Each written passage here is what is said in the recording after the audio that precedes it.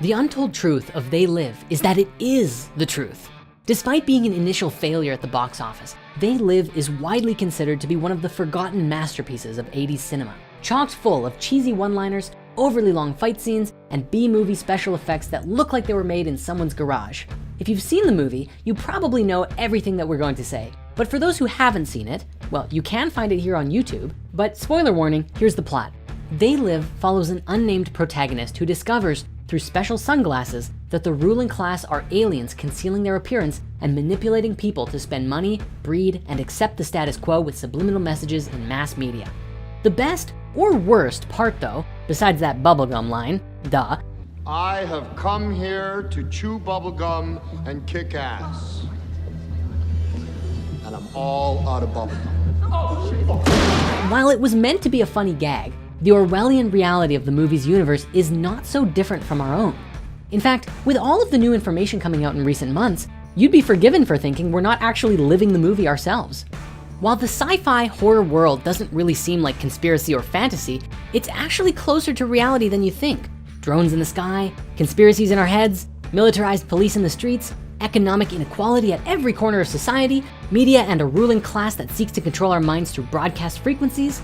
Oh, wait, sorry, the movie, right. So the film follows this unnamed nobody, whose identity is revealed in the credits as nada, the Spanish word for nothing. And while this is seemingly just an editing choice, there's an extra layer of meaning to it, in that Roddy Piper's character really is a nobody.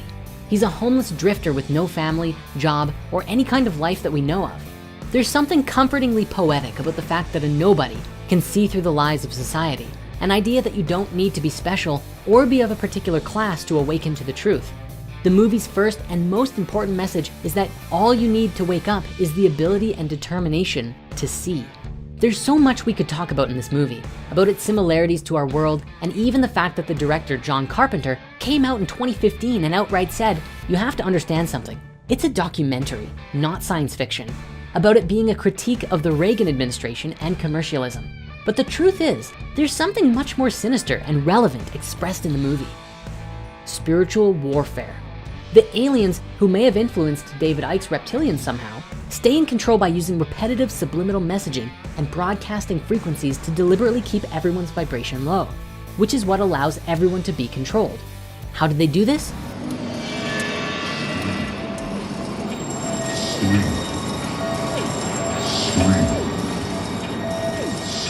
The frequencies and messages are sent out by these little satellite dishes attached to traffic lights that are disguised. And they send off some classical subliminal programming like, you will obey, you will not question reality, you will work 9 to 5. Of course, no one can actually hear this, because it's subliminal and everything, but everyone is unknowingly affected. On top of that, every billboard, magazine, and piece of media is delicately crafted to perpetuate the same message. Nothing ever comes solely from one source, except of course their signal, and the aliens are sending the same message through every aspect of society, repeating it every day, every year, forever. In other words, it is that sense of repetition and modality that keeps everyone asleep. This is even where we get the name of the movie from. They live, we sleep. In the past few months, the whole COVID pandemic is a great example of this. It's beginning to come out that certain countries are overstating their death rates, overdiagnosing people with regular flu, and even pushing vaccines that haven't been control tested. As we talked about before on this channel, the true virus is the sense of fear and distress that has come along with COVID-19.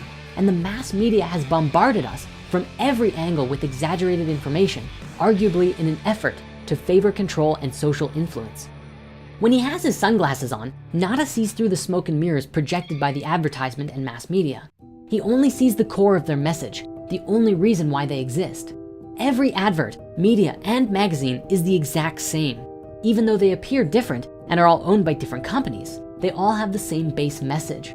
Ultimately, they all serve as the same purpose of translating the message from the 1% to the masses: consume, obey, reproduce, and conform. Now, the movie's main concept is of course the truth-seeing sunglasses that let Nada see the aliens. While they look like the most 80s fashion choice ever, like everything in this movie, there's something more about them underneath the surface. For the most part, they illustrate the importance of knowledge in one's world perception. Two people can be looking at the exact same thing, yet perceive two very different realities, depending on the level of information and the awareness that they have. Modern politics today is an excellent choice Some people see the left wing, some people see the right wing, and some people see a bird that's having a lot of difficulty flying. Nada's sunglasses can, thus, represent one's knowledge of the truth, which allows a clear perception of reality.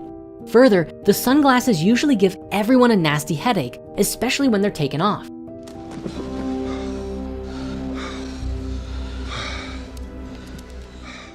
When first exposed to the truth, adapting to the new reality can be difficult and even painful. However, after a while, it becomes a seamless part of the person. Once you understand a new truth, you can never go back to your old reality. In fact, the overly long-winded fight scene is probably the best example of this. During his alley fight with Frank, Nada only wants to show his friend the truth and to help him wake up. But Frank is so attached to the lie that he's living that he even gets violent to defend it. In what is probably the greatest fight scene in movie history, it's effectively an 80s meme, okay? The underlying message is that sometimes you have to beat the truth into people because they're comfortable in their lies and illusion and are willing to fight to protect it. Then again, maybe there's another lesson here of allowing others to have their own experience, although of course, that idea is not very in the favor of Nada here. Now, the other major tactic used by the aliens is to falsify any new information and brand it as a conspiracy theory to get the masses believing it's nonsense. Right from the start, when our hero meets the guys in the church, the police force and SWAT unit come and arrest everyone to keep them quiet. Later on, the truth seers are branded as terrorists and start getting hunted because they're a threat to the status quo, which of course is totally something that's broadcast by mass media. Nada and Frank quickly become social pariahs, being hunted by the police, the media, and even the average Joes who think that they're helping the good guys. Towards the end of the film, Nada and Frank sneak into the alien secret base, which is a network of secret tunnels that even has portals to the rest of the world and even outer space. Inside, they see some pretty weird things, like all of the elite having a fancy dinner party discussing world domination. One of the most bitter lines comes just after this, where the broke, poor homeless guy from the beginning is now a super rich elite and tells them, "We all sell out every day, might as well be on the winning team."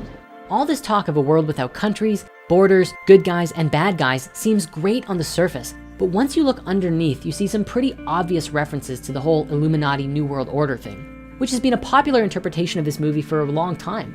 It's pretty clearly shown that the aliens and the 1%ers work together for mutual benefit, with the ruling class supplying everyday people to the aliens and the aliens giving everyone little pay raises. The greatest atrocity of spiritual warfare committed by the aliens then is the commercialization of human life. But the agonizing truth of they live is the implication that the 1% are okay with it and that they would sell their own species out if it meant a pay raise.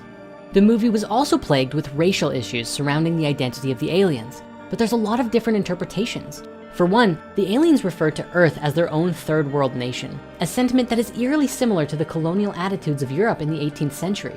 Further, there may be something to be said about the fact that the truth seer sunglasses make the wearer perceive the world in black and white, allowing us to see everything for what it is, without the distraction of color, which ultimately is seen as something that separates us.